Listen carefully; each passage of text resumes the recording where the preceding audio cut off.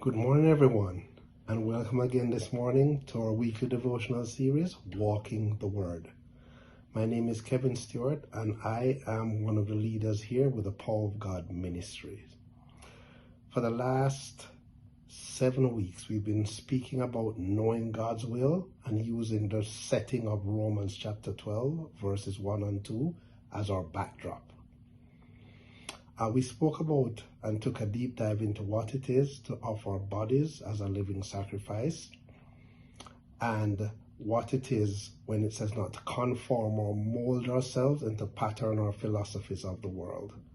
And then we discussed last time what the transformation by the renewing of our minds looks like and how this occurs. This was all prelude preparation leading up to the main event, the centerpiece of our discussion series, which is, what is God's will? And how do I know it when I see it? To answer that question, use your imagination to think of God's will as really having two halves. There is God's directive or sovereign will, and then there is God's will where it is a commanded will. His sovereign will is God's predetermining an outcome for an event or situation and then demonstrating his sovereignty in using people, circumstances, and events to ensure that it comes to pass. His commanded will is something he expects for us to do, and in our doing it, giving pleasure to him.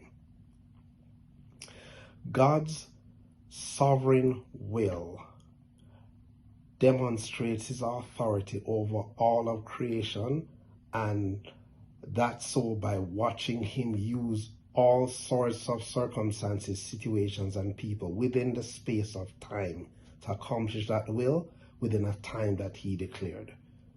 He says to Jeremiah in chapter 1, he asked him a question, what do you see? And Jeremiah says, I see an almond tree. And God says, you see correct, because I'm watching over my word to see that it is fulfilled. So one example would be that in Genesis 15, God says to Abraham, your descendants will be slaves in a land not their own for 400 years. And after that time, I'll punish a nation that put them in captivity. Now, God said this to Abraham when he was still without children. He would later become the grandfather of Jacob, who is the father of the nation of Israel, which did go into captivity for 430 years and were led out of captivity in Egypt by Moses. In Jeremiah 25, Jeremiah the prophet says to the people that they will go into captivity again, this time for 70 years because of their rebellion and sin against God. And at the end of 70 years, they'll be led back into their nation. Now, it was Isaiah the prophet who named Cyrus, king of Persia, as the one who would lead them back in the nation. And he declared this 150 years before Cyrus was actually on the scene, was even born. And as said, so done. Cyrus did end up leading them back into the nation at the end of that 70 years. Perhaps the biggest or greatest demonstration of God's sovereignty or his sovereign will at work is salvation. God said to the serpent after he lured Adam and Eve into sin, he said that the seed of the woman would crush your head. This is in Genesis chapter 3.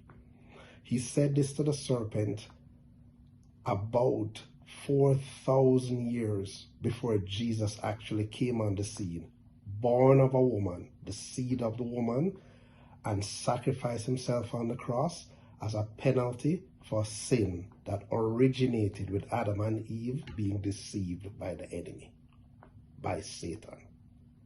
So this is God using circumstances and situations around to demonstrate his absolute power and authority over all things created, seen and unseen, that his sovereign will, His purposes predetermined are accomplished.